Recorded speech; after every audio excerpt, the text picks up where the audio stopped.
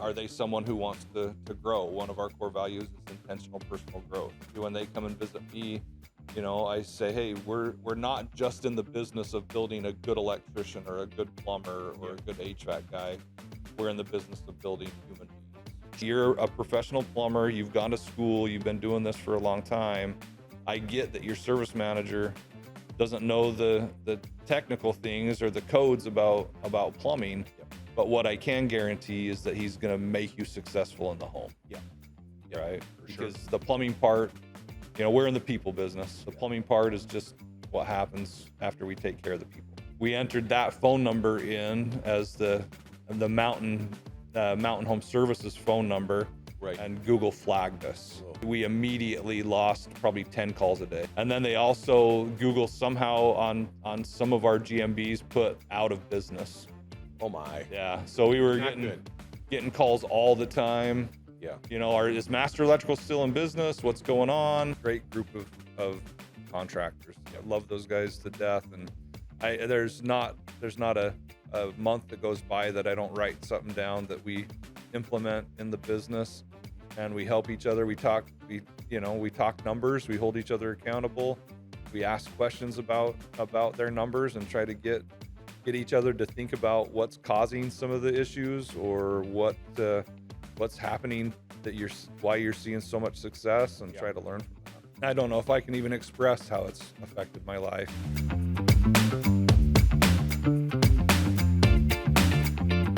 Brett, thank you so much for being here today. For those who haven't met you, could you share with everyone your name, your company name, and where you guys are located? Yeah, so my name is Brett Hadley. I'm with Mountain Home Services now, formerly Master Electrical Service, and we're in Layton, Utah. Very good. Very excited to talk to you. You have an incredible life story, career story in the trades. You were our first CertainPath / ES Electrician Success International member in, I think, 2004. Yep. I think that's when I first met you. Now you're involved with the wrench group, and now you're running Mountain Home Services. You've got just a lot of unique experiences. Before we dig into it, how big is Mountain today, just so people understand kind of the scope of your operation? So we're 21 million. Very good. And what is the breakdown in the trades for that? Just again for people to know. Yeah, so this year will be about 13 million in HVAC, and then probably 6 million in electrical, and then we've got our brand new division, which is plumbing, and we'll do about 1 million. Very good. And you were telling me before we recorded, generators is a couple million too? Yeah, generators is a couple of million. And then fireplaces is something I don't know anything about, but you got on your shirt, so I had to ask you about it. So how much are you guys doing in fireplaces? So not very much, yeah. But it's there. It was something we started last year to kind of fill in the shoulder season. Oh, okay. With opportunities. Yeah. And so this year, hopefully it's going to, the shoulder season's upon us, so we'll see. We'll see. Yeah, we're working hard. It's going to get cold. They're going to need that heat. That's right. All right, awesome. Well, Brett, let's start off real basic. How did you get into the trades? So my grandpa started Hadley Electric in 1954. And so in the 80s, my dad and my uncle bought the business from my grandpa. And so back when I started as an electrician, I could get my apprentice license when I was 14. Oh my gosh. Yeah. So that's no longer the case. You got to be 16 I'm surprised. to get that. You got to be 16. Yeah. Okay. So so at 14, my dad had me out wiring houses with him, right? And those were the good days. Had to learn to do well. I did get fired by my dad one time, right? What happened? Well, he wanted me to go to work after school, right? I'm in high school, but I think girls and stuff got in the way there. Yeah. So one day I came home and he's like, hey, did you go put plugs and switches in at that house? And I'm like, oh no, I didn't. And he's like, all right, you're done. And so he fired me and made me get a job at Subway. Really? Yeah, I had just finished wiring the Subway. Oh my gosh. And so I got a job there. You were a sandwich artist. Yeah, absolutely. And let me just tell you, for me, that was the best thing he ever could have done for me. Right. Because I learned that I had to be to work on time. I had to be committed to a place, right? I couldn't leave early. I couldn't decide when I wanted to be there, right? I had a schedule to keep, and I got to say, I became his best employee after that. Yeah, I worked there for probably a year and a half, 2 years, and Wow, that was pretty and extended. yeah, So how did you get back? I just told him that my senior year I wanted a little more freedom, Okay, and told him that he could count on me, very good. and he could count on me. There you So go. yeah, So learned a how great long lesson. did you work for your dad then before you started? Yeah, your own well, thing? so man, so I of course started when I was 14, a little bit here and there along the way. I served a mission for my church when I was 19 and got back and married my wife, and so that was 1996, and just was working full time for him at that point. Right. And All so then, construction too, right? Sounds like. yeah, all No new service, construction. yeah. Yeah, it was all new construction. So in 2004, my father-in-law, who's Mike Bachman, he was a member of PSI. He came to me and he was looking out for his daughter. Right, he had seen what PSI had done for him and his business. Which is PSI is CertainPath Plumbing. We CertainPath rebranded. Plumbing. I'm Yeah. sorry, yeah. No, that's good. I mean, that's how I was raised in it for sure. Right. But I got to do the marketing part of it. There But- you go. Yeah, but go ahead. I'm sorry. So he came to me and said, "Hey, they're starting an electrical division. I want to be the first one, in that electrical division." And so he took me to Las Vegas with him for the very first profit day. Yeah. And so that was good. I think he walked in the door, never sat down by me, stood at the table back. He knew the process. Yeah, he wanted to be the first one to sign up, and so he did. And Was Patrick Kennedy And, in those? Probably back then. uh-huh. Was it Patrick and Terry Pyro? Yep. Oh man, I remember those days because I'd only been with the company maybe a year at that point, and we were writing the operating system for the ESI, and I mean we were at the office till I think 3 a.m. for a month before that first event because we Wow. just like any new business, right? You're like, oh, we think we know what we're doing, but we're like, oh my God, this is so much different, and then we're talking to Patrick and a lot of good memories from back then. yeah. What do you remember from that first? Because the first expo was at Marietta, I think, if I remember. it was. We went to Patrick Kennedy's office. What do you recall from those days? What led us to attend the event today? We've been watching the CertainPath podcast on YouTube for quite some time, and it just had a lot of good content, so we wanted to come and see what that content was live. Coming into this, I had no expectations of what it might be. I've never experienced anything like this before, but it proved to be a truly moving and engaging experience all the way around. My most powerful insight from this is that there are other contractors just like me, just struggling to make it, to figure it out. And it's wonderful to know that there's a network of people that can help support you and have your back. The most exciting thing to take home here, what we're going to implement is going to be the call taking and dispatching for profit. I can truly see from the coaches what the value of that is, and for us, that's going to be step one. I would recommend others come and experience so that they can find out what they don't know, to understand that they don't know what they don't know, and to be able to experience a community that's willing to help answer that question.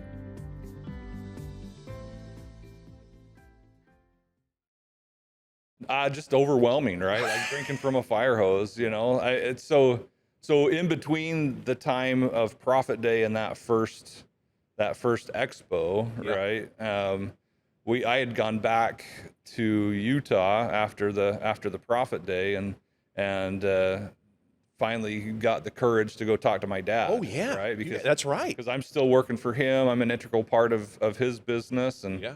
told him that my father-in-law had taken me to Vegas, and I thought that it was pretty cool that we were going to start a new business that just did service work, so we wouldn't be a competitor of him. Sure. Right.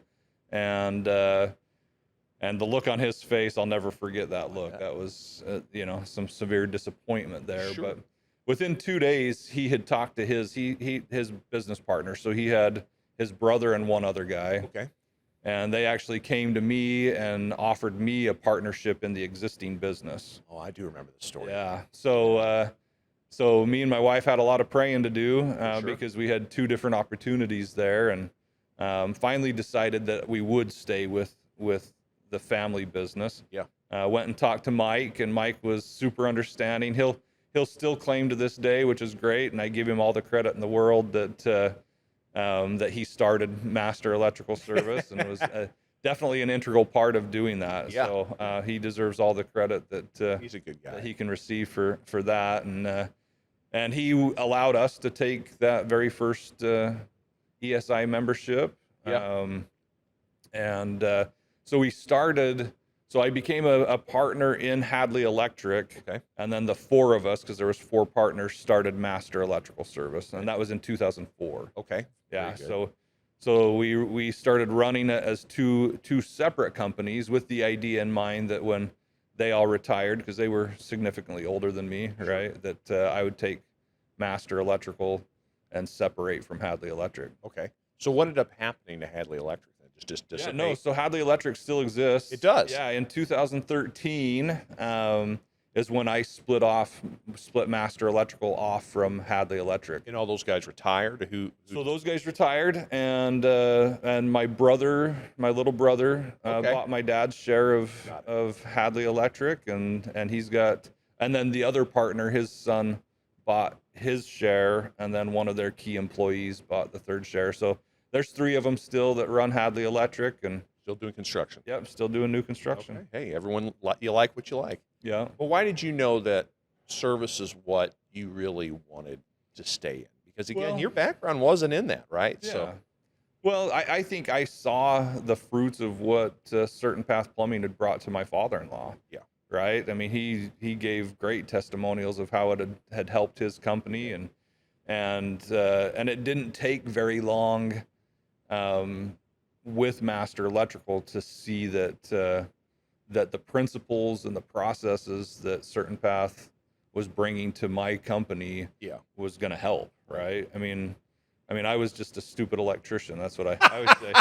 And it was CertainPath that actually made me a businessman, right? Helped me to understand where my numbers needed to be, and how to watch the numbers. Right. And ultimately that's the key to being successful. It is. I mean, it's a big part of the business. So that from 04 to 13 to you got involved with Wrench in 23. That's a long span Yeah. of time. How did the business kind of gradually grow? I mean, was it just steady? Was there leaps and valleys?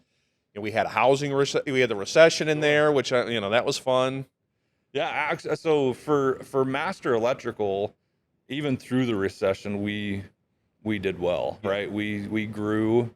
It was actually a blessing for our new construction side to have the service side Oh, for sure. during that time, right? Because I it bet. just kept us going, right? Right, And it right. kept us growing. And so to have that was great. Yeah. And then and ultimately, I think during the time where I was partners with my family, Yeah. we were very risk averse. Yeah. Right. Like we didn't take a lot of risks. Sure. And so the growth during that time wasn't really that great. I mean, we grew, we continued. It was a steady path. In 2013, I had met Steve, who became my business partner, and he was a lot more aggressive, which was great, right? And so when we separated from Hadley Electric in 2013, we started a pretty good growth path from there. Very good. Yeah, Very so- good. And then you started kind of dabbling in HVAC at that point too, right? Right. Okay. What was the decision on that? How did that go? So part of bringing Steve on was he had a brother-in-law who actually worked for Gus Oh my in gosh. Texas. I don't know if I knew that part. Yeah. And he was a $1 million producer, Yeah. a sales guy down there. He wanted to come back to Utah. Yeah. And so Steve and him had been talking about starting an HVAC business. Got it. And we actually found a CertainPath member that was in the HVAC business in Ogden Okay. who was ready to sell. Oh, And so we purchased his business to Got it. kind of get the HVAC going. Now the brother-in-law from Texas found some family thing. Him and his wife ended up getting a divorce. and oh man. she wanted to stay in Texas, and so he ended up having to stay there for the kids. And Sure. so that never worked out, but the ball was already rolling. In motion. Yep. And so Monty with Diamond Air, who was an HVAC member, Yeah. stayed on for about 3 or 4 years and kind of ran it the same way he had been running it. Right. And so, but it just never grew at that point. Right. Yeah. The electrical was still doing really well, was growing. Yep. And then said you got involved with wrench in 2023. Right. So that's a whole nother can of worms, right? And then Yeah. we'll circle back to how HVAC. So let's talk about your decision to get involved with wrench. Why decide to do that? Yeah, so so it was at first it was just private equity in general, Yep. right? And so there's a company in the area who had belonged to CertainPath, Mhm. and they grew aggressively, right? Like they were huge. So they had sold out to private equity. A lot of the other big players in the Salt Lake Valley had sold out to private equity. Right. And what I was seeing as the money that they were able to dump into advertising and stuff was starting to affect me, For sure. right? And my market share. Yeah. And so Steve and I talked about it, and we were just like, okay, well, let's start to look into this. Right. Let's see what if it works out, great. If it doesn't, then we're no worse off, right? Sure. We're more knowledgeable about how this stuff works, and so yeah, because we felt like we were losing market share, and that was just kind of what was going on there. We decided to start looking into things. Right. Wrench Group had come in and acquired an HVAC company in the area called Mountain Air Conditioning and Heating. Yeah. And the owner of that knew me. Yeah. And so he introduced us to Wrench Group, and it seemed like a really good fit. Yeah. And so we went through the process, and So let me slow you down real quick, because I think this is something that comes up, and I've talked to enough people that have sold to private equity that they always say you want to try and find the right fit. yeah, And I'm assuming Wrench wasn't the only group you talked to, right. Because you're not like that. You're a sharp guy. So what I mean, you don't have to say what other groups you talked to, but what about Wrench stood out to you versus maybe some of the others? Well, so one group we talked to, they wanted us to disappear, right? So it was they wanted to acquire the business and then just take over. They had what they called managers in waiting. Oh yeah, Right, That's people- worked so well in the history of the Yeah, trades. people that could come in and take over the business.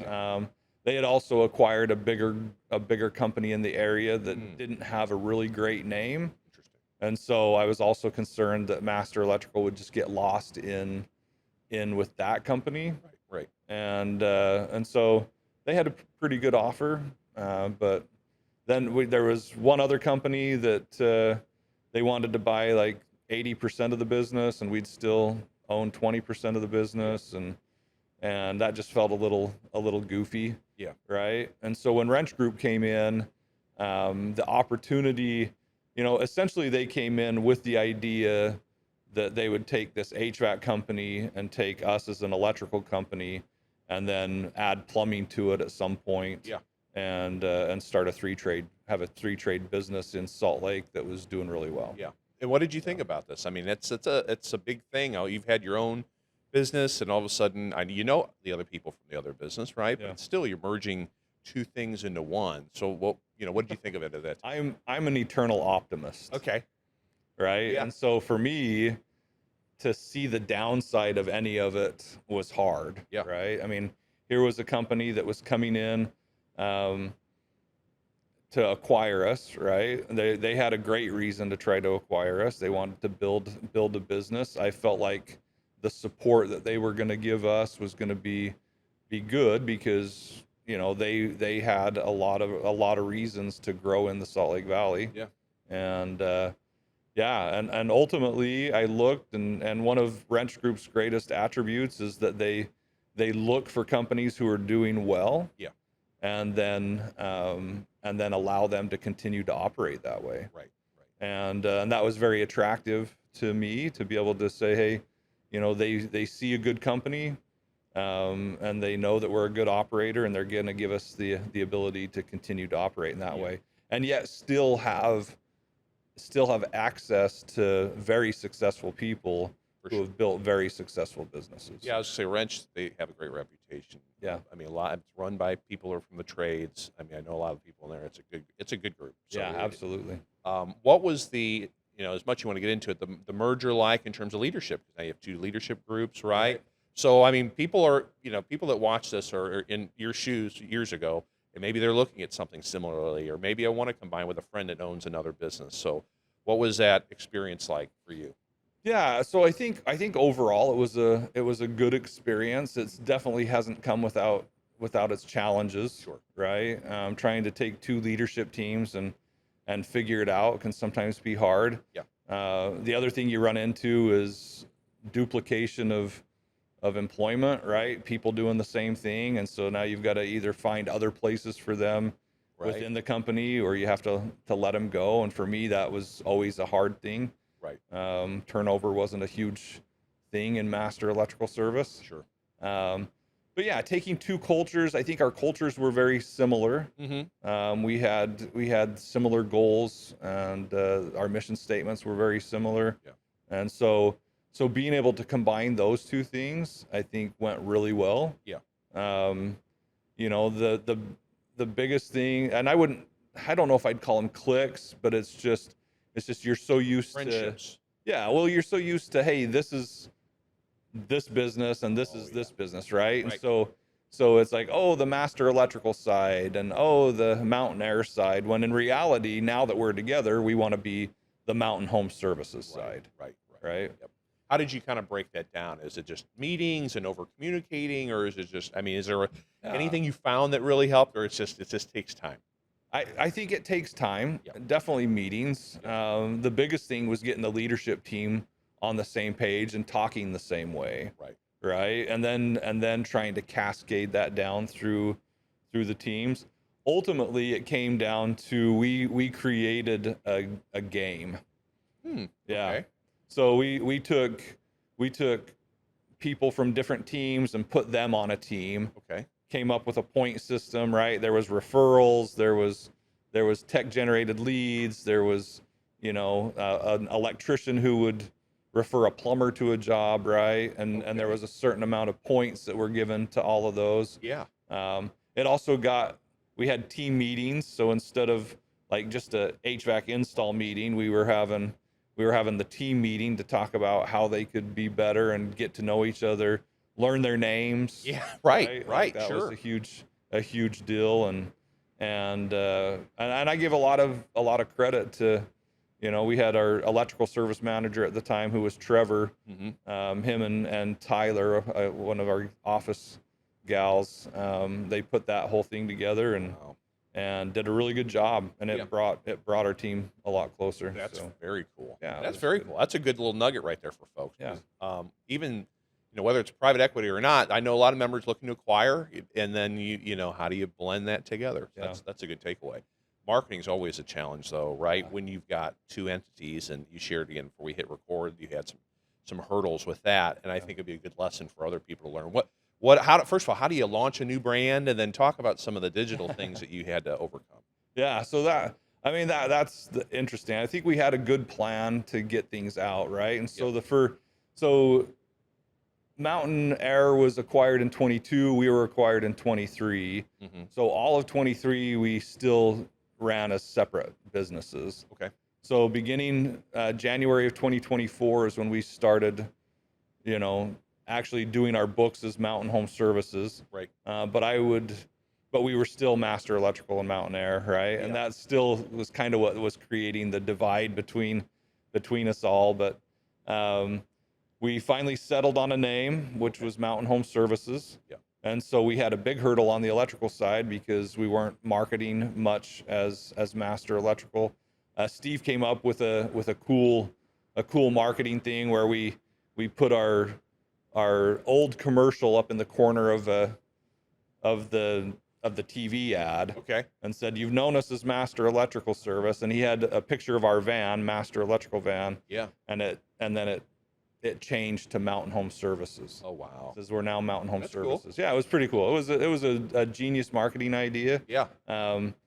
Mountain Air Conditioning hadn't been doing a lot of TV commercials, and so Master Electrical had a little more Brand awareness. right? In at least in the Salt Lake Valley, right? Right. And so we had some pretty nifty things that we were doing to try to overcome that. A lot of emails through Service Titan and that kind of stuff.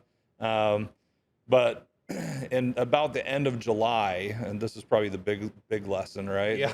Yeah. The end of July, we were ready to get our Google My Business profile going for Mountain Home Services. We still had Mountain Air Conditioning ones and Master Electrical ones, and we had decided at that point to use Master Electrical's phone number as the main phone number for Mountain Home Services. Sure. And so we entered that phone number in as the Mountain Home Services phone number, Right. and Google flagged us. Oh.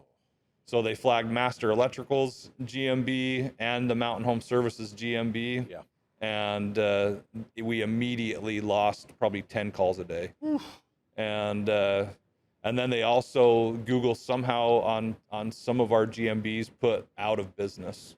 Oh my. Yeah. So we were Not getting calls all the time.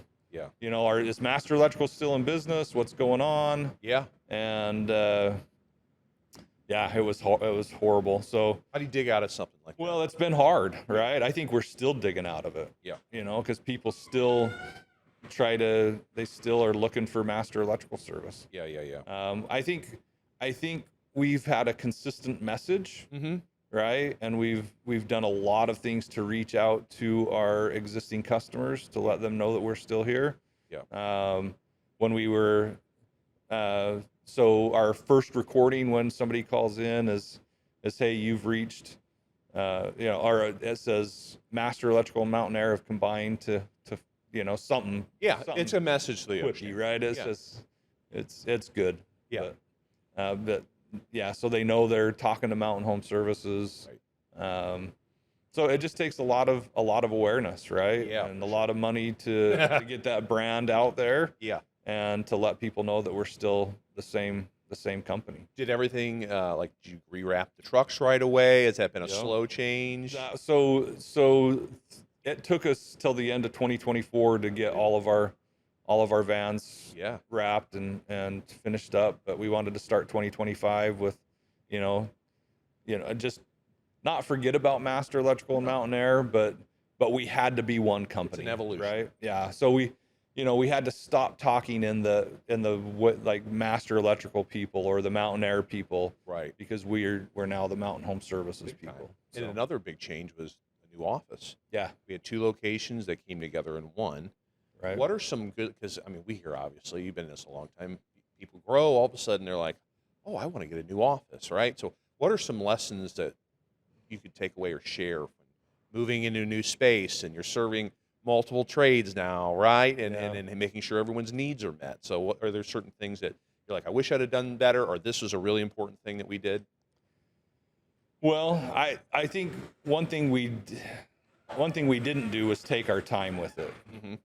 Right? Like, well, we had to be out and we had to be in this building. So we hired movers Yeah. and they came and they just took everything off the shelf and put it in these boxes. There was really no organization to it. So don't do that. Right? Like, try to take some time and move things in a good manner. And we thought we had a good setup in the warehouse, but we, so we got everything set up and finally got through all the boxes. I can't tell you how much stuff we threw away. Probably Probably a lot of stuff that needs thousands. to get thrown away. Yeah. Yeah. Maybe. But I finally had to. I'm not a hoarder normally, but I am the type of guy that sees value in parts. Right. And Right. so they'd come to me and say, "Hey, should we throw this away?" And I'd be like, "No." Finally, I was banned from the warehouse. And they just had to take care of it. So. Yeah. Yeah. And then we got everything set up and had to pull it all down and rearrange it because it just wasn't functional, right? So I think having a good plan and knowing how you're going to do it. Yeah. If we were to move again, we'd have a lot better plan. A lot better plan. Yeah. Well, that's okay. Well, that's a good lesson for people to hear, right? Right. Sometimes you got to learn the hard way, not the easy way. When did the plumbing division start for people that are intrigued by that? Yeah. So when we decided, so like I said, in 2023 we ran separately. Yep. And wanted to kick everything off in 2024. So we hired a plumber the end of 2023, and by the first part of 2024 we had a plumbing truck running. Mm-hmm. So through 2024 we grew that to 4 plumbers. Okay. Right before I came down here, we hired our 5th. Oh, nice. Yeah, so we're up to 5 plumbers now, and we'll do a little bit over $1 million this year. That's great for a new division, Yeah. especially. Talk about how, because you need someone to champion that, right? Yeah. To work with plumbers, be able to, but you put someone that you trusted in that department, right? Who didn't necessarily have a plumbing background, but a service background. Right. So I won't answer my own that's question. But go ahead, if you can kind of share what your decision was on that. Yeah, no, absolutely. So the guy we hired to be the plumber, I think eventually we wanted him to be the service manager, and as it turns out, you can't really. It's hard to grow a plumbing division and a service manager at the same time. Yeah. We had an opportunity. There was another business in the area who had gone through some changes, had the opportunity to hire a service manager from them who was a great electrical service manager. But the biggest part, and I think that our greatest opportunity there, was we took our existing electrical service manager, Trevor, and put him over our plumbing department. Yeah. And he's doing a great job at that, right? It's a challenge for him because he's got to build a new department, right? But he's doing a great job at it. How is he?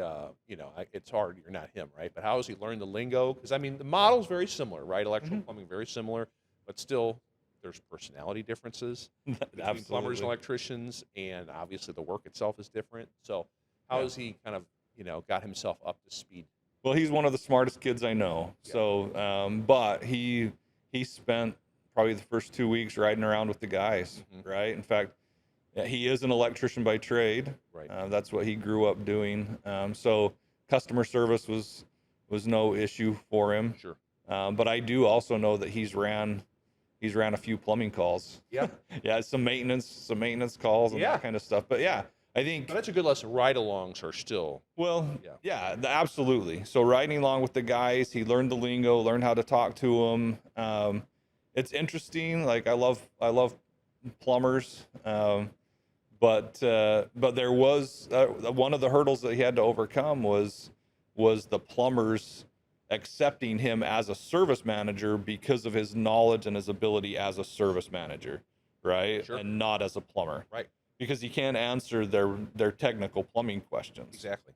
And so we had to sit the guys down and say, hey, we hired you guys because you're the professionals, right? You're a professional plumber. You've gone to school. You've been doing this for a long time. I get that your service manager doesn't know the technical things or the codes about plumbing, but what I can guarantee is that he's going to make you successful in the home. Right? Because the plumbing part, we're in the people business. That's exactly right. Yeah. So the plumbing part is just what happens after we take care of the people. And it sounds like they've naturally evolved and they get it now. Yeah. I think, and Trevor's one of those guys that anybody can get along with. Yeah. Right. They just had to give him the chance to show him what he was about and how he was going to help him be successful. And I think that's why I wanted to emphasize those ride-alongs, because you get to know someone. You sit next to them for a day and see how they interact with people. Like, okay, he's a pretty good guy, right? I think you got to like someone a little bit at least, right? Or at least respect them, what they Absolutely. can do. You don't necessarily like everybody you work for, but at least respect their ability. So I think that's just a critical component for anyone trying to do a service business. If you're not doing ride-alongs and you're trying to, implement a new service model, you're missing out. You got to do ride-along. Right. That's great. I want to talk some more operational things if I can dig in, because we've done a lot of good stuff. You've always been a good numbers guy. I know, we said you maybe didn't grow always as fast as you wanted to, but you've always known your numbers. Profit is sanity, revenue is vanity, right? So how has that kind of influenced how you've grown? How often are you digging into the numbers? What certain KPIs are you always keeping a pulse on, especially now that you're bringing together two businesses, right? In a different, in HVAC, which you knew about, but obviously weren't running a big one like you are now. So, so how do you kind of keep a pulse on the numbers in your business? Hey, let's be honest. If you're listening or watching to the Successful Contractor, you're looking how to get better, more revenue, more profit, more time, a happier team. You're a self-starter, an avid learner, all great things, but you can only learn so much from a podcast. That's why you need a coach, a system, some accountability, a network of 1,200 contractors, industry-leading training, all of that and more. You need CertainPath. At CertainPath, we offer a free discovery call with a CertainPath coach. It's real one-on-one conversations with someone who can help you get clarity, get focused, and start making real progress. At CertainPath, since 1998, we've helped thousands of service business owners in HVAC, plumbing, electrical, roofing build companies that run on systems, not stress. Businesses that grow fast and profitably, but also protect their time, their team, and their values. If you're working long hours, carrying all the pressure, or stuck at a ceiling, this call is for you. Our coaches have helped contractors go from $500,000 to $5 million, from $5 million to $20 million, and from $20 million to $100 million plus. Whatever your goal, CertainPath can direct you along a path to achieve it. So if you're ready for a real conversation with CertainPath about your business, your goals, what's actually in your future, go to the episode description and click on that link that says book your free discovery call. You don't have to figure it out all alone. You just need a proven path and someone who's walked it before. That's CertainPath. Book a discovery call now. Yeah, I mean, I'm in the numbers every day. Yeah. Right.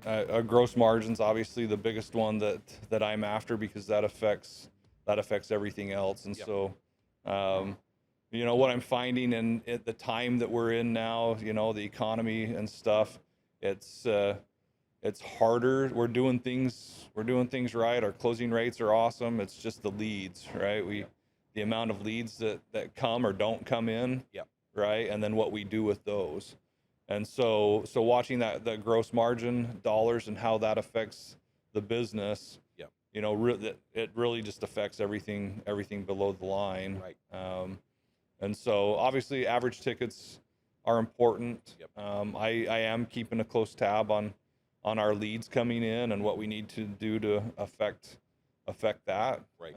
Just because, I mean, the team we've built, there's no question in my mind that if we get the correct amount of leads coming in, we'll hit the goals that we need to hit.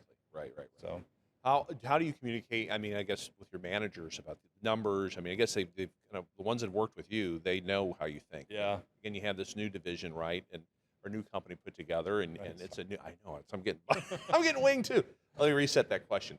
So, how do you communicate with your managers about numbers? How frequently are you guys talking? Is it just every day, all day? You're focusing on numbers. Yeah. No, I mean, I think they are, right. So I have two really good directors, right? I've got a director over the HVAC division. He came over with Mountain Air Conditioning. He was running their show over there Yep. for a really long time. And so, and then I have a director over electrical and plumbing, who was my service manager when we were acquired. Yeah. And those two are amazing men, right? I mean, they're so focused on the numbers that it allows me to not have to focus so much on them. And I can concentrate more on culture and trying to lift people up, right? Like the challenges that we faced in putting two companies together has been a big one. Mm-hmm. And so, but those two, I mean, I would say they're watching the numbers every single day. Yeah. Right. We're looking to see, how we can affect gross margin even at the beginning of the month. Yeah. Where's our labor percentages? What are we spending on materials?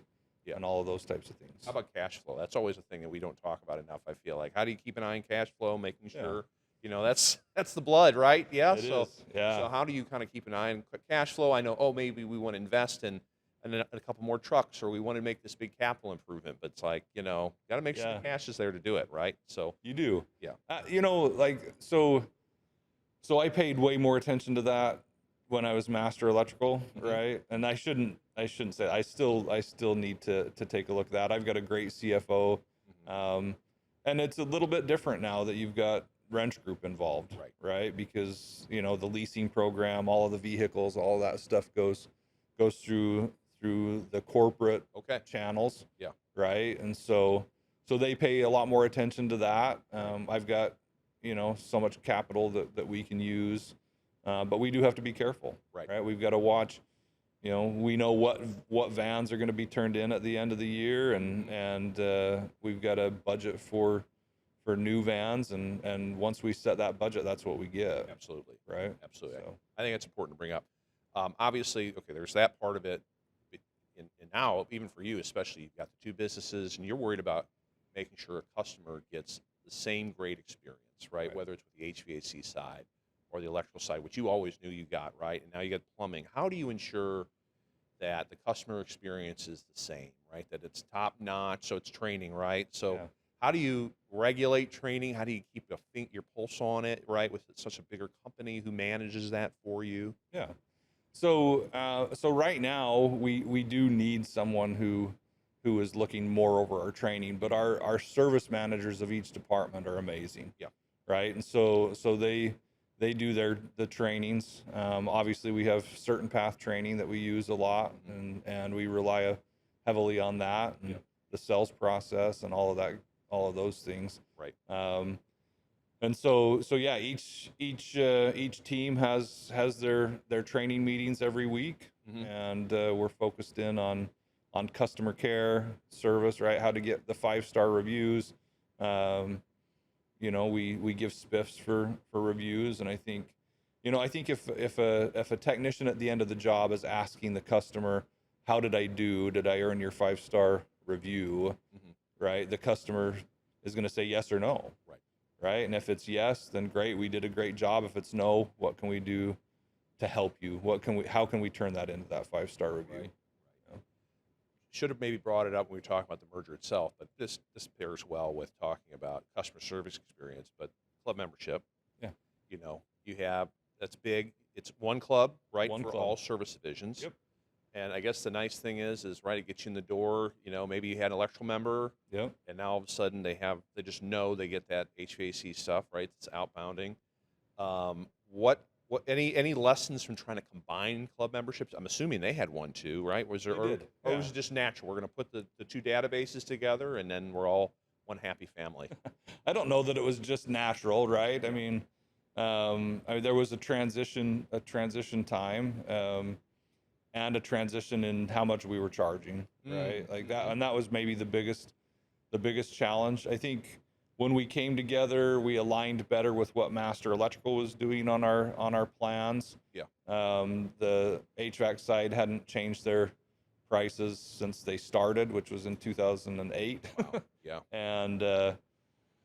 And so there was a little bit of an adjustment there, but I think that the members, there was an attrition, but Sure. But I think a lot of those people have also come back because they've also seen that the customer service that we're going to provide is beyond what other people will give them, and Sure.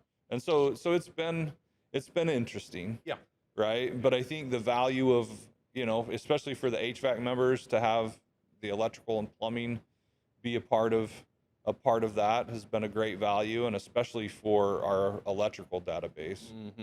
That HVAC service every year and a plumbing visit. Yeah. Has been amazing for them. I can tell you this as Yeah. far as like clubs go. So with that,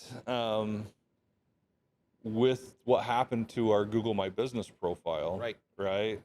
We hit January and February of 2025 with our electrical division, and it just seemed like we were out of business, right? Yeah. I mean, that we were just so slow, but because we had so many club members that had come over on the HVAC side, our electricians spent a lot of time doing those club visits. That makes sense. And so it gave us the opportunity to close more revenue, right? One thing that I think people need to be aware of, is to train your electricians right. We hadn't done that very well, and our electricians thought of club visits as just, I'm going to go in and tighten a few things in the panel and check it out, and I'm done. Right. Instead of doing what's right for the customer. Sure. Right. Our mission statement, the very last part of it, is to provide safety, security, and peace of mind.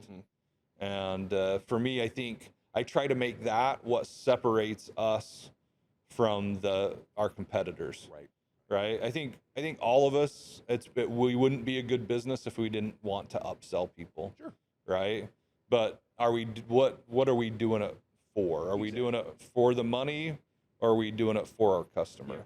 And so if our attitude going into it is, you got two options. I'm going to make a lot of money because I'm piece rate if I go in and upsell this person, or I can go in there and do what's best for the customer and provide that safety, security, and peace of mind. You said something changed. So was it either training or just reminding the electricians the value of those annual safety visits? Like what changed it?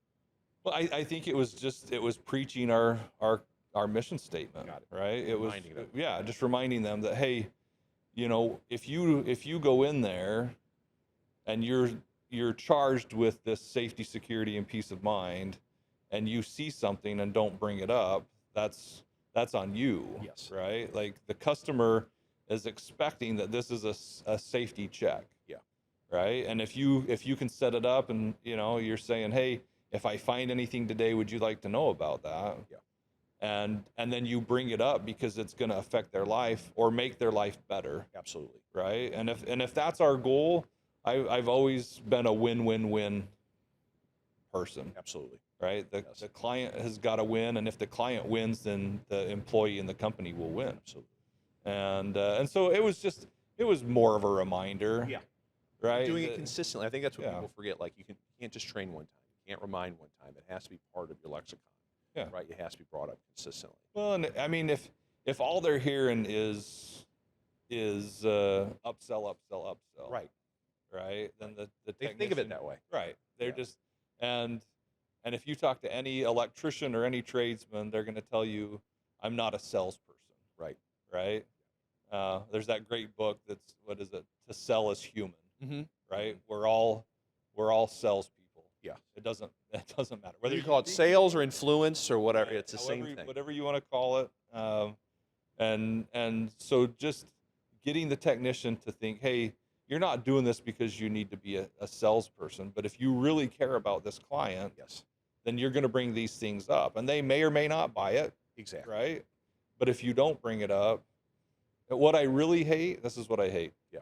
I hate when one electrician goes out to a job and doesn't do everything that he should do.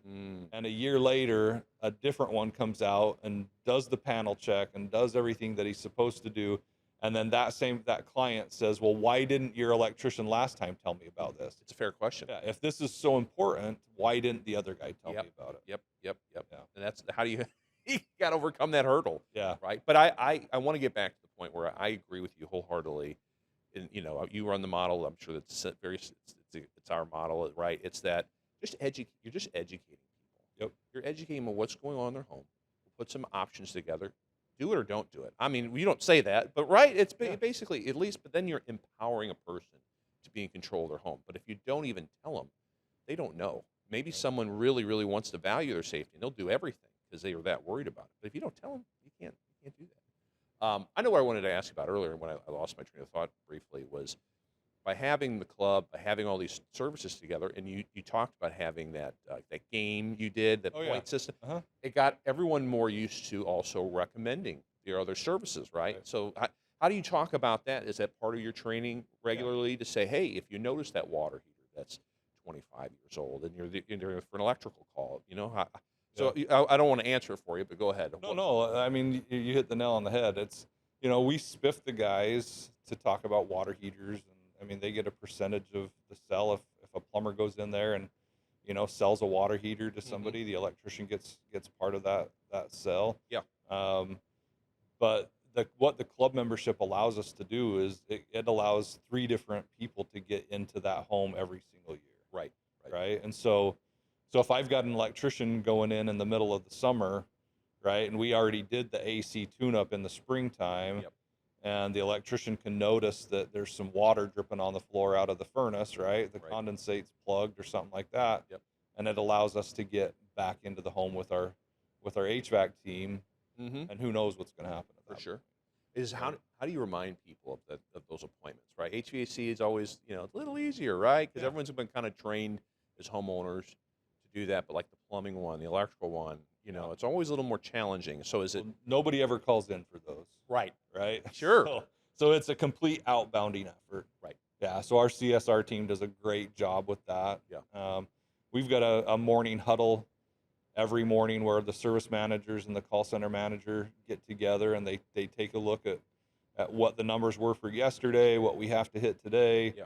They also look at the board, right? If we're light on plumbing jobs, then the CSR manager knows that the next thing that her team is going to do is they're going to start outbounding some plumbing maintenance calls. Yeah. And we've got our goals that we need to hit, and our technicians know that. Right. And if we can keep them busy, keep them out on the job, in front of homeowners, then we're going to do a lot better job. For sure. I love it. A lot of this, again, we've talked about people, changes, but there's also people are part of it. You have to have the right processes in place. And you're merging two businesses together, and we did things this way, and we did things that way. And how did you, any lessons you could pass along in setting up processes basically in a whole new business? Yeah. So everything functions more effectively. So you're getting you're not wasting man hours. So you're not wasting materials, right? So anything that you can take away to share with people during that process? I smile because that's probably been our biggest challenge. Right, is to get those processes in place. Yes. In fact, the meeting I had on Monday right before we flew out, we talked about those processes and who owns those processes. We just had hired. Well, we didn't hire. She's been a part of our team for a really long time. She's super smart, but she's now in charge of documenting our processes and writing those down. More and more people are doing stuff like that. Yeah. Implementation specialists. But go ahead. I'm sorry. Yeah. No, I feel like this is going to be a game changer with the company because, I think overall we have processes. We know what those are. Yep. I really, again, go back to there couldn't have been two companies that were more alike in what their processes were as far as Mountain Air and Master Electrical. Mm-hmm. But writing those down, training on those processes, making sure that the teams are following them, has been a challenge. Yeah. And then you always get the, well, why did we do it that way? I mean, type of a thing. And so having them written down, I think is super important. And then the training on it. Yeah. That's the other thing that I think has been a big challenge is as leadership, like as the executive team, we talk about things, we make decisions, but it's cascading that message down to everyone else. For sure. I'm glad you brought that up. I was going to ask how do you work with your leadership team, right? You don't ever want, you don't want to micromanage people, right? You want to let them own their department and stuff, but what is that cadence like where you try to get, how frequently are you guys talking? What are you talking about? So it sounds like this, you've identified this as a challenge, right? Making sure the systems are up to snuff. But, how else are you guys working together to make sure the boat is all rowing in one direction? Yeah. So on Mondays, we have what we call a hash out meeting. Oh, interesting. Yeah. So we call it the hash out because we want everybody to know that they're safe to say what they need to say in that meeting. I like it. Okay. Right. Yeah. So that's very. We got important. a good name to it. Yeah, We're hashing this out. We're hashing it out. Yeah. Yeah. They've got to be able to come to that meeting with whatever issues that we're facing, and we've got to be able to talk about that and then leave ready to execute. Yeah. Right. We've got to have actionable items at the end of that meeting to work on to make things better. I have weekly one-on-ones with my executive team. Yeah. Once a month is a bigger one where we really focus in on what they're working on, what their initiatives are, right, how they're accomplishing those. Mm-hmm. And then the other 3 weeks out of the month we're just following up on that a little bit and just kind of seeing where the teams are. But one thing that's consistent in merging two businesses is change. Yeah. Right. And it seems when you get one problem solved, there's always another one after that. Yeah. And so the hash out meeting becomes very productive. And then my directors over their divisions, they do a really great job of meeting with their teams. Got it. But cascading that message has always been an issue. Right. And that's something that we need to do a lot better. I think that's pretty common. and any your size. That's pretty common. So the hash out meeting, you identify challenges, right? Yep. And then maybe the one-on-ones are like, okay, we identified this as a challenge. How can I help you? And that's I wanted to get to is really how do you use the one-on-ones constructively? Because there's a lot of strong personalities that own contracting companies. I don't know if you knew that or not, but that want to do this. Why aren't you maybe not like this, but in a verbal sense? How do you make those constructive that you're taking the information from the hash outs and like let's figure this out collectively, or how can I serve you? Like, what's your philosophy on those? Well, I've adopted the philosophy of an 80-20 rule in my one-on-ones. Okay. I feel like the one-on-one meeting is that person's meeting. Yeah. So they should be doing 80% of the talking, and I should be doing 20% of the talking. Sure.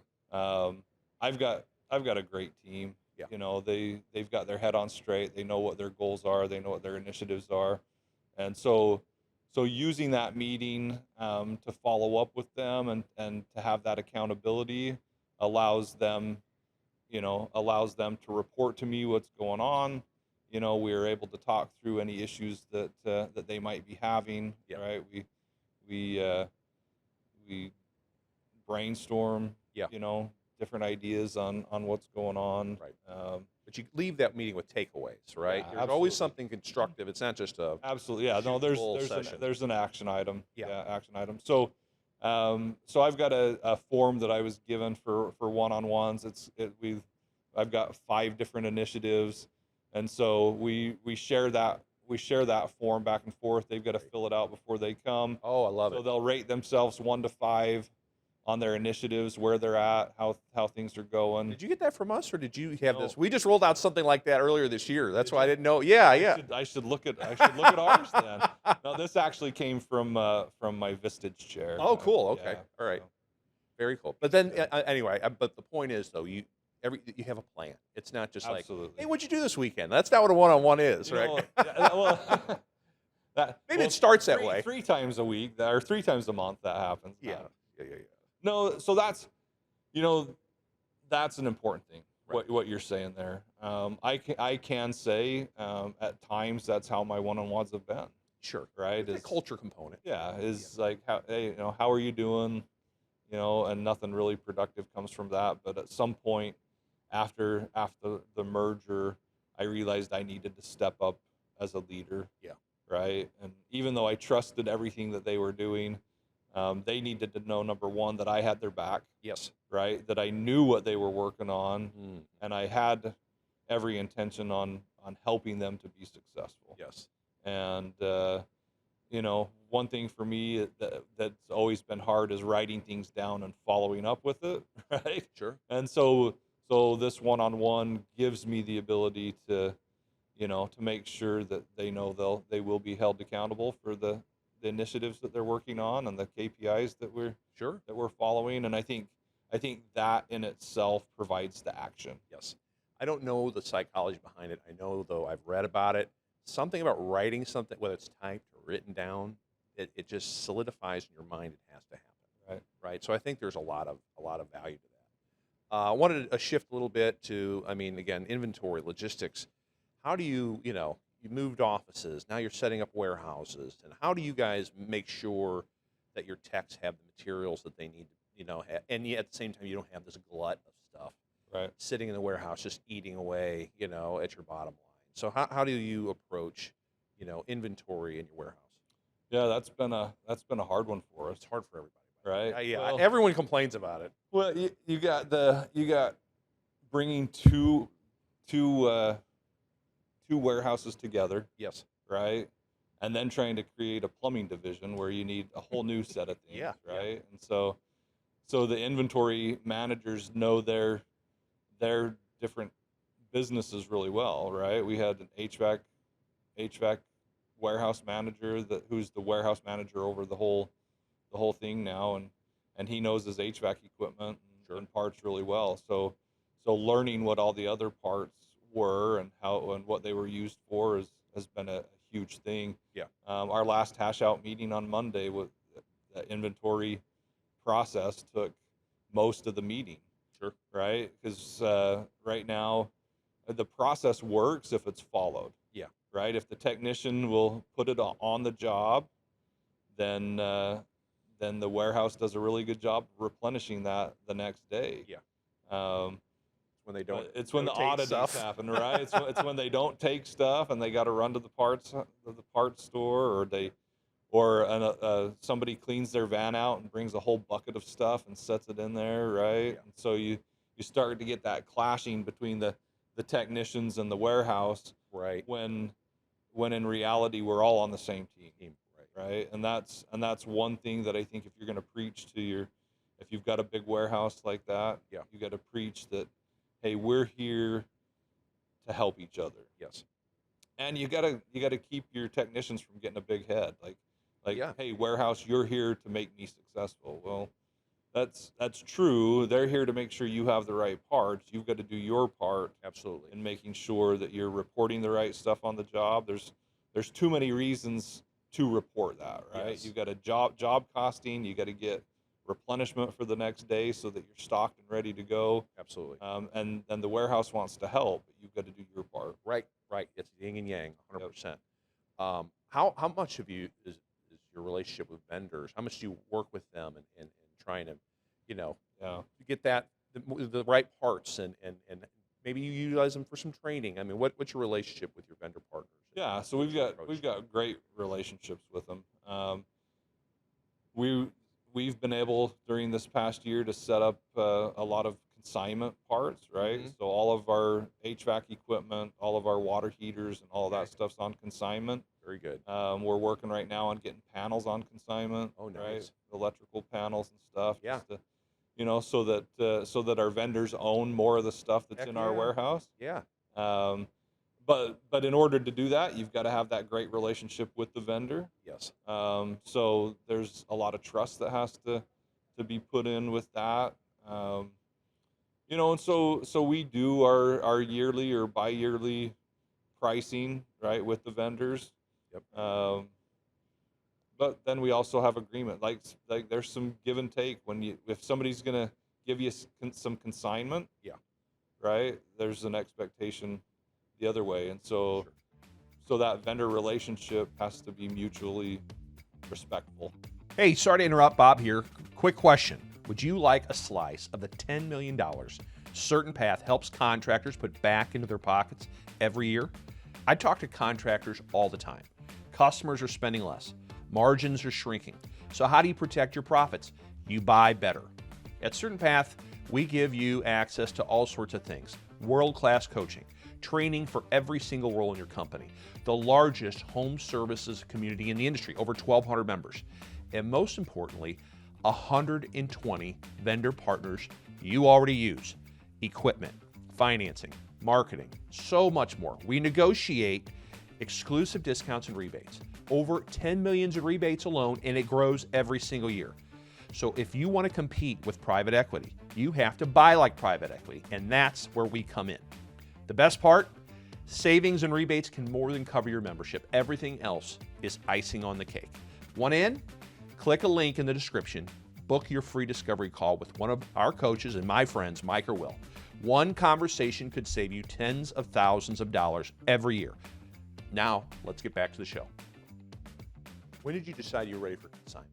When were you like, okay, and when did you approach the vendors and you're like, I want to do this? And Well, I think we started looking. Well, the first thing was, Wrench Group came and says, hey, you're you've got a lot of inventory, Yeah. right? We've got larger companies that have less inventory Oh, than wow. what you have, Okay, right? yeah. So that opened my eyes a little bit. Like, Yeah. hey, okay, we better take a look at this. right, And part of it was bulk buys, right? You get the Oh, deals yeah. on bulk Handy. buys and stuff like that. yeah, And but in reality, lowering our equipment costs, mm-hmm.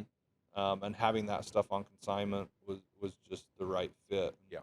And so when we had vendors that were willing to do it, kudos to them, and that was just an awesome relationship. How much has Wrench helped in general with buying? Be able to get a better Yeah. pricing on stuff. I think they've helped a lot. Yeah. Right. They've got some things in the works right now that I think we're going to see some greater greater things happening. Yeah.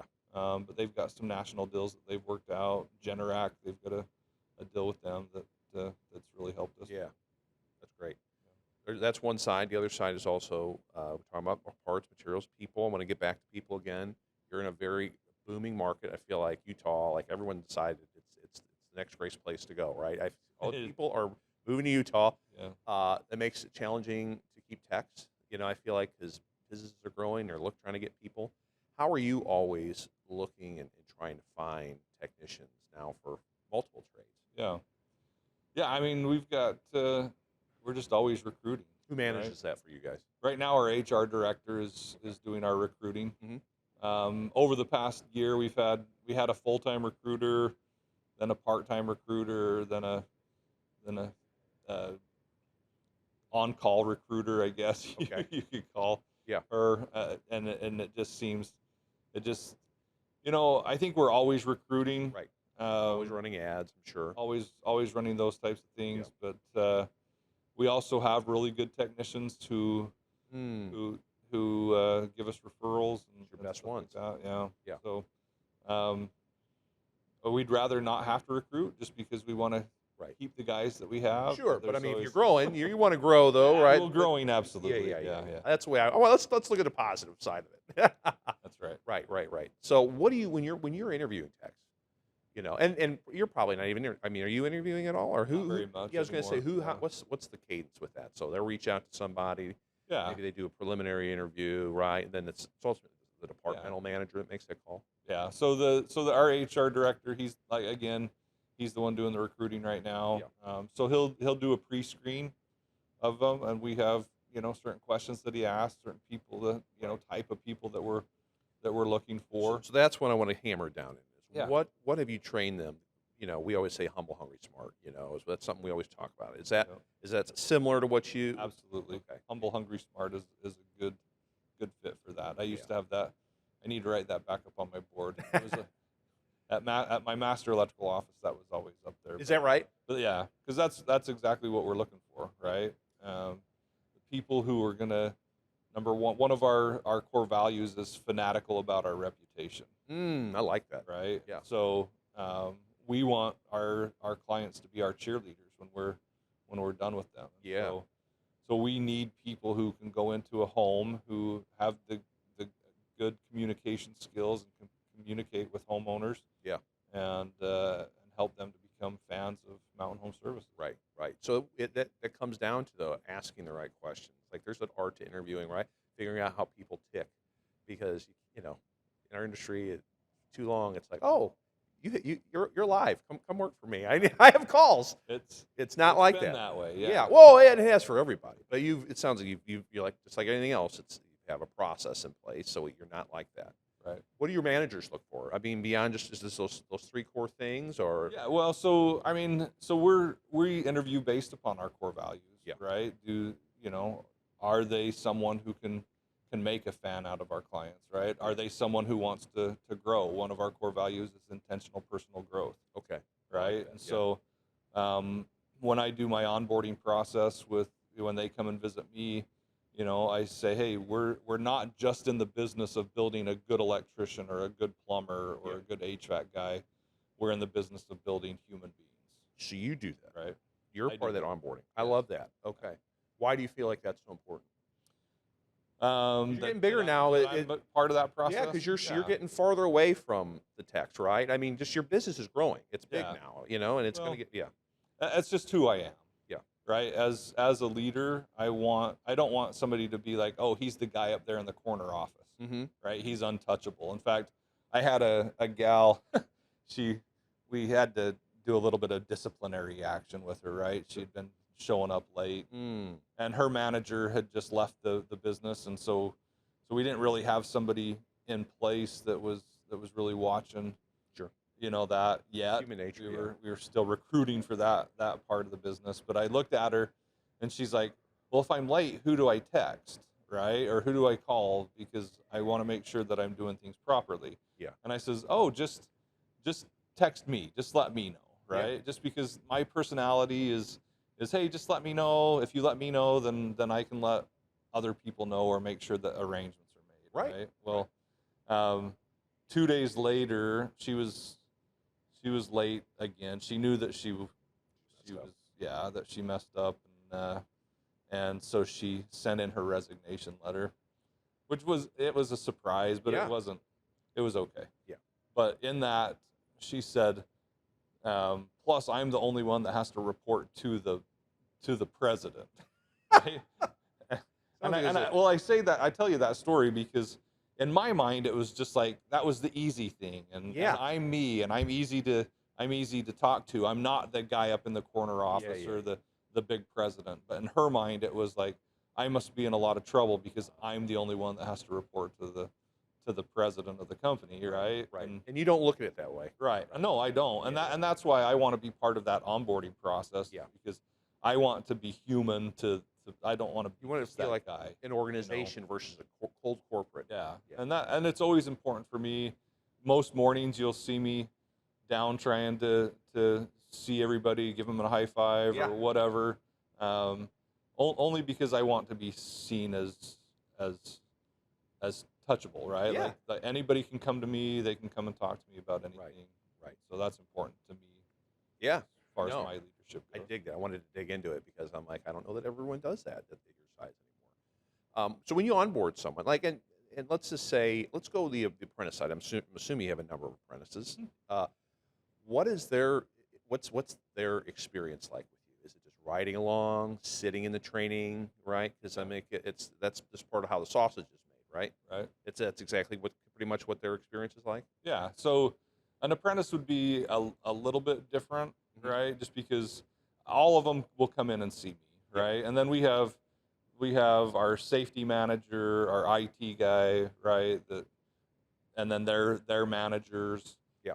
So we each have a little part of this onboarding process that happens. Sure. By the end of the day, they're with their manager. If they're an apprentice, they're going to meet, just kind of know what the expectations are of an apprentice, and then probably the next day they're going to be out in the field just working with somebody, right? Right. Somebody who's going to have more responsibilities. Let's just say we hire a plumber, right? Yeah. We're going to have to spend more time teaching them how to use the iPad and all of those kinds of things. Sure. And then we want to make sure that they understand our process. They understand our core values, right? That fanatical, what's it going to take to create a customer that is fanatical about Mountain Home Services. What does that look like? Is that you sit down and do a presentation to them, or? Sure. Yeah. Yeah. Okay. I mean, we got to, a lot of them come from the new construction background, but we've had plenty who've come from other service companies, and so they've also been taught, the art of communication and that type of thing. And that also in the interview process, we've got to find out, how does this person communicate? There's some really great plumbers out there who just don't know how to talk to people. Yeah, don't want to look at and they don't even want to look at them, right? That's every trade. Yep, And I'm not picking on you plumbers. I love you guys. Yeah. But the apprentices, though, how critical has that been, though, to be able to, someone is raised in your system, right? Yeah. And then when you're ready to grow, you're like, boom, we've got Joe right here, Yep. right? Has that been a big part of your? It has, especially on the electrical side, right? And it happens on the HVAC side too, especially on the install side, where they're training them. But we've got one plumbing apprentice, so we haven't had a lot of experience. Yeah, I mean, there, it's new. It's a bait, yeah. But yeah, it's been huge for our electrical side. Right. Right. So, I think there was a point about a year and a half ago where most of my guys were apprentices that we had trained. So it's worth the headache and the expense, kind of. It is. Yeah. I will say this, and this is one thing. It's kind of the unfortunate thing about this younger generation. And sometimes no matter what you do, it happens.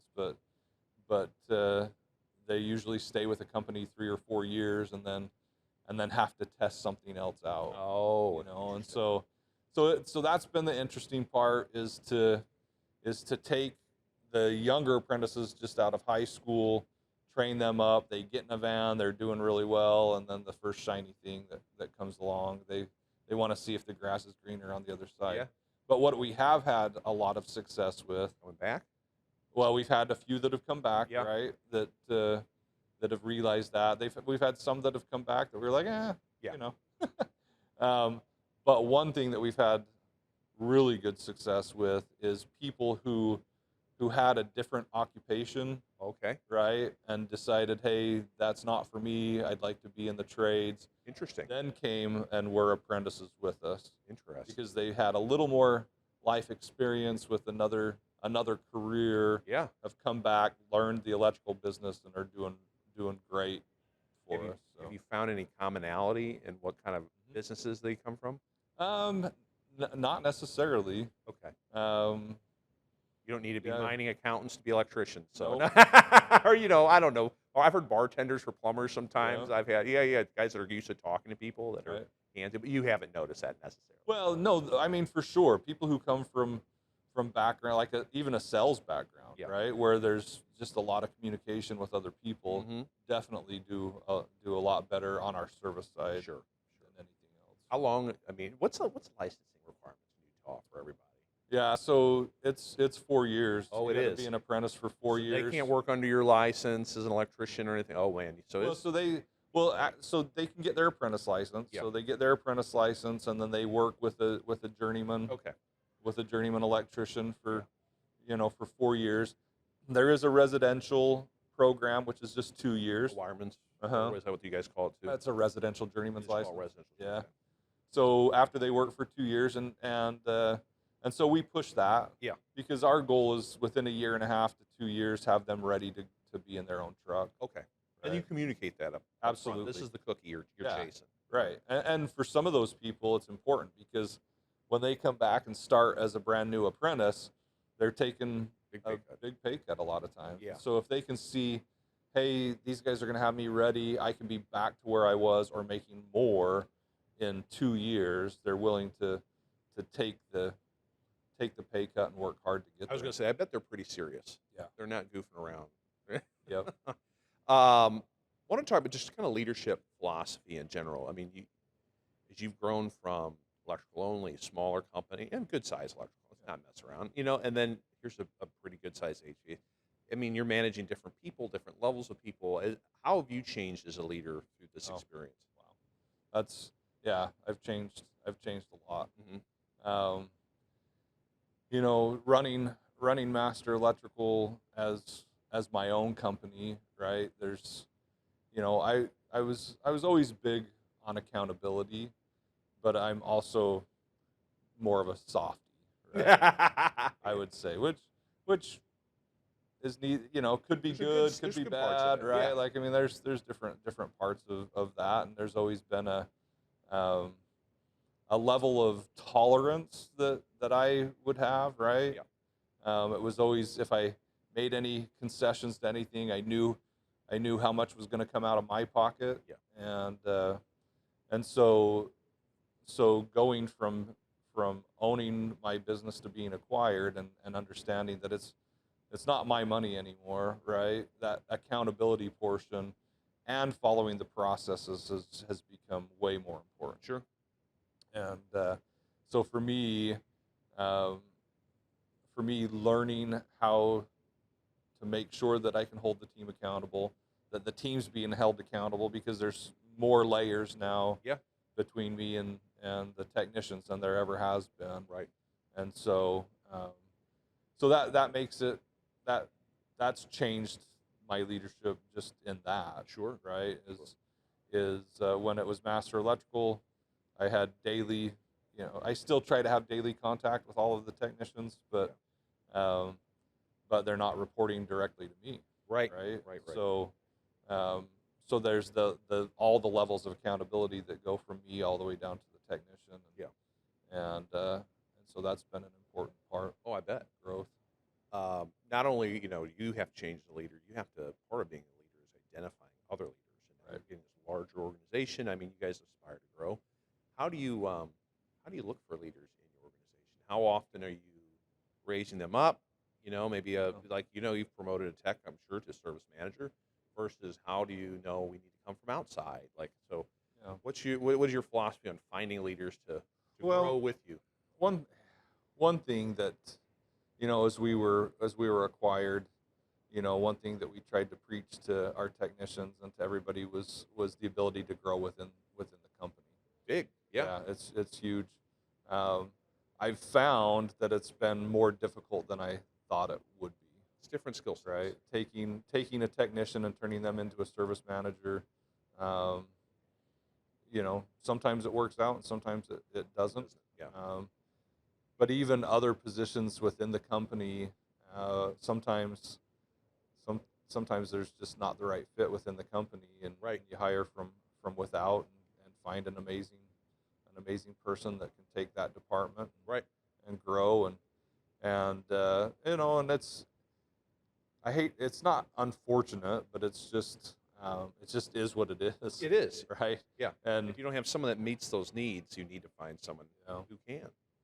and sometimes it's just situational, right? It's the situation with the previous manager just you just needed to bring somebody from the outside in to get a different perspective. How do you know when that's the right situation? When that's the case?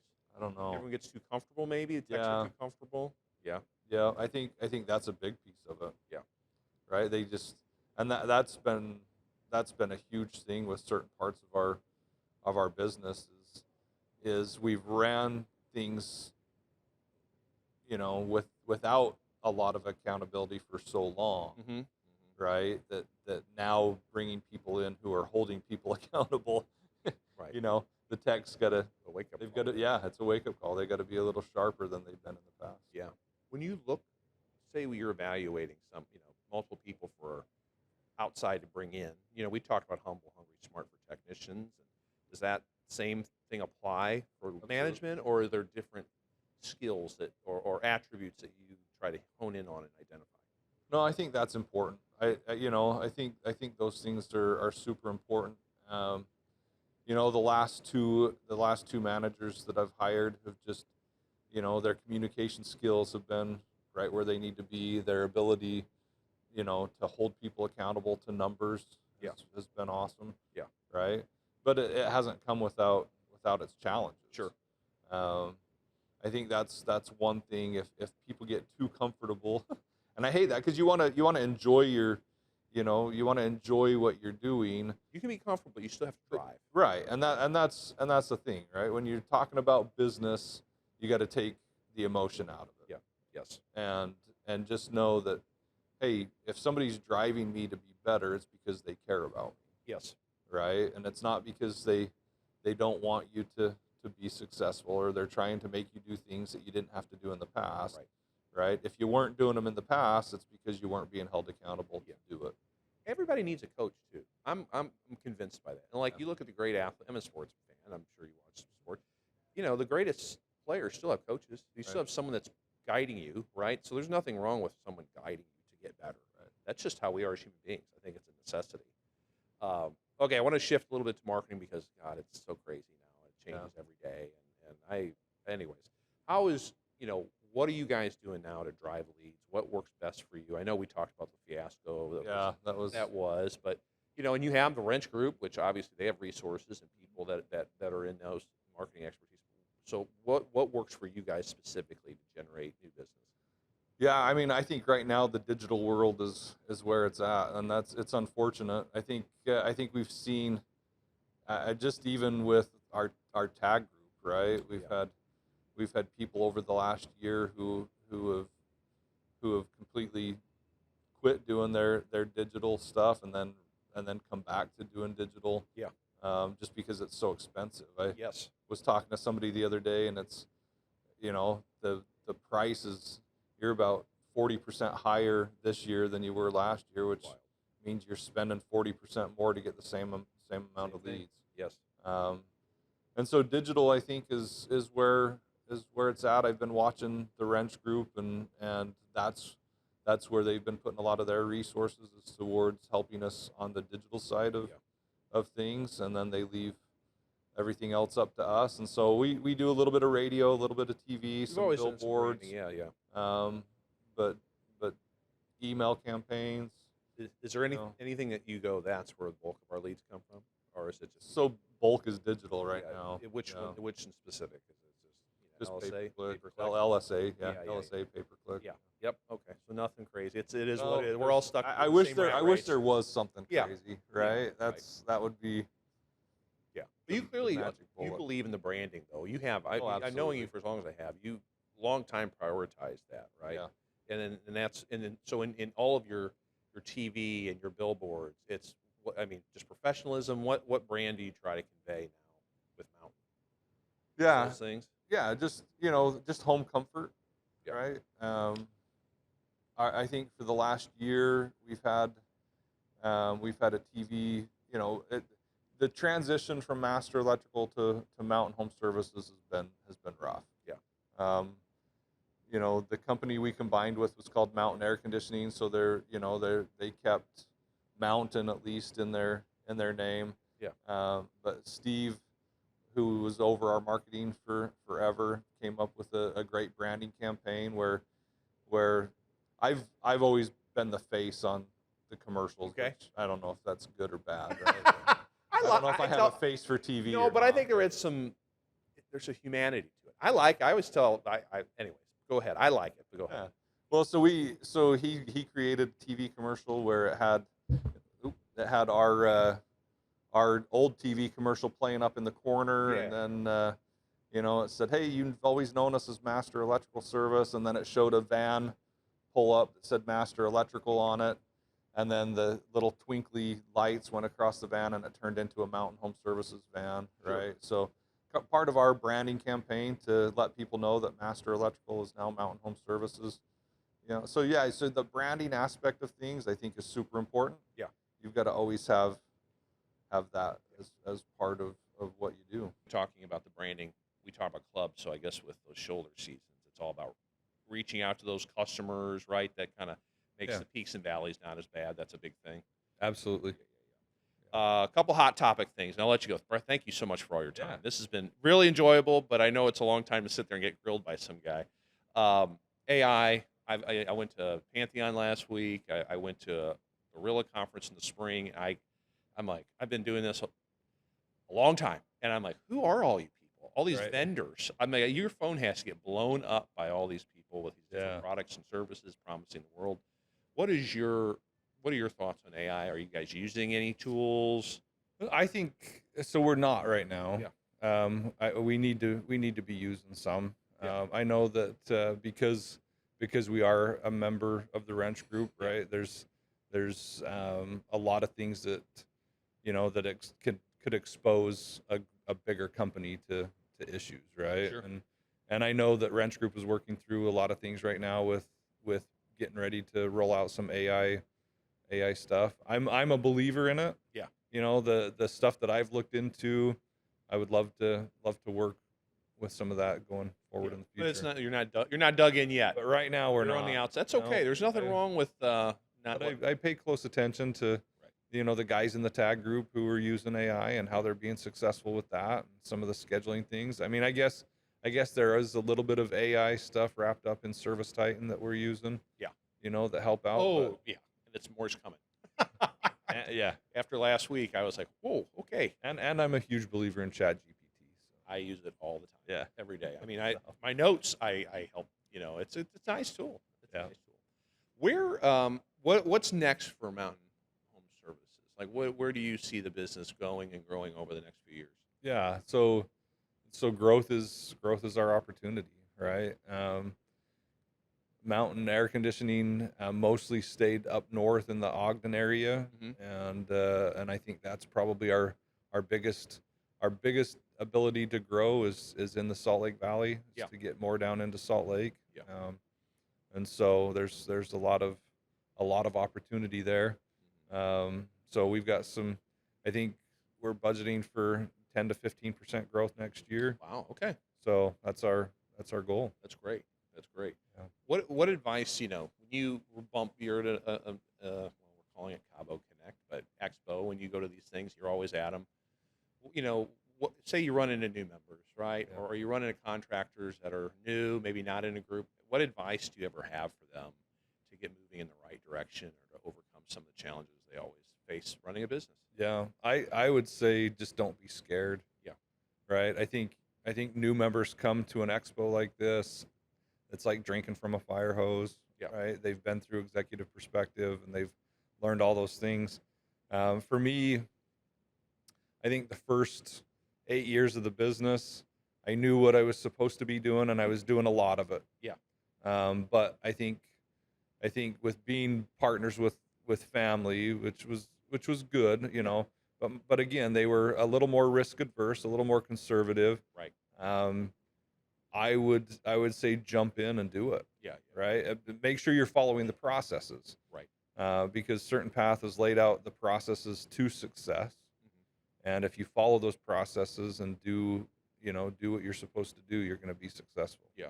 You've mentioned TAG, so I have to tell people that Yeah. are outside the group.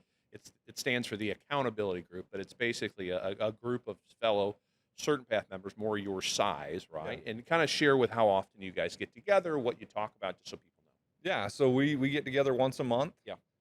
Great group of contractors. Yeah. I love those guys to death. And there's not a month that goes by that I don't write something down that we implement in the business.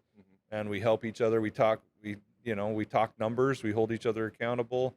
We ask questions about their numbers and try to get each other to think about what's causing some of the issues or what's happening why you're seeing so much success, and Yeah. try to learn from that. Yeah. And you have a coach, right, that's on the Yeah, call that works Sonia's with on there with Sonia's us. on there. Oh, man, Yeah. that's a good one, too. We got a good one. Absolutely. Yeah. Sonia's is a good one. Let's just looking back. I mean, we've covered a lot. You know, if you think about you, young guy, 14-year-old running wire and stuff, and here you are, a president of a large home services company. What's this run like, and what's CertainPath been like? And how has that influenced your life and everything? Yeah, I don't know if I can even express how it's affected my life.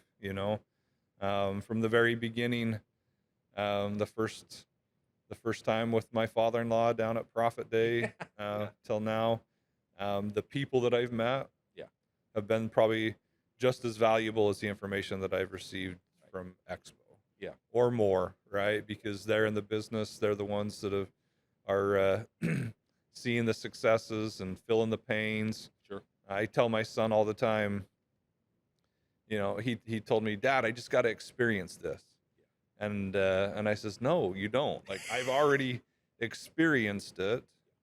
You don't need to experience it unless you want to feel that same pain." Yeah. And I would say that's probably the greatest thing that I've gotten from CertainPath is watching other people feel the pain and learning from their experiences so that I didn't have to feel it. That's right. Some of my best friends in the world are members of CertainPath. Yeah.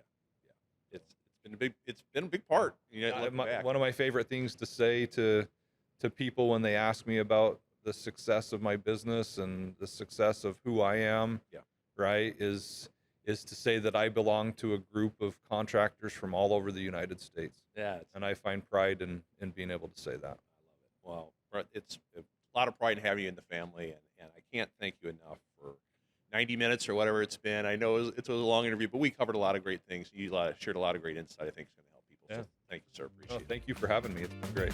The Successful Contractor podcast is part of the CertainPath family. CertainPath builds successful home service businesses and has for 25 years. We do it by providing contractors with a proven path to success, professional coaching, software solutions, and a member community of 1,000 plus strong. Doubling your sales with a 20% net profit and an inspiring company culture is all possible. Let us show you the way. With CertainPath, success is made certain. Visit www.mycertainpath.com for more information.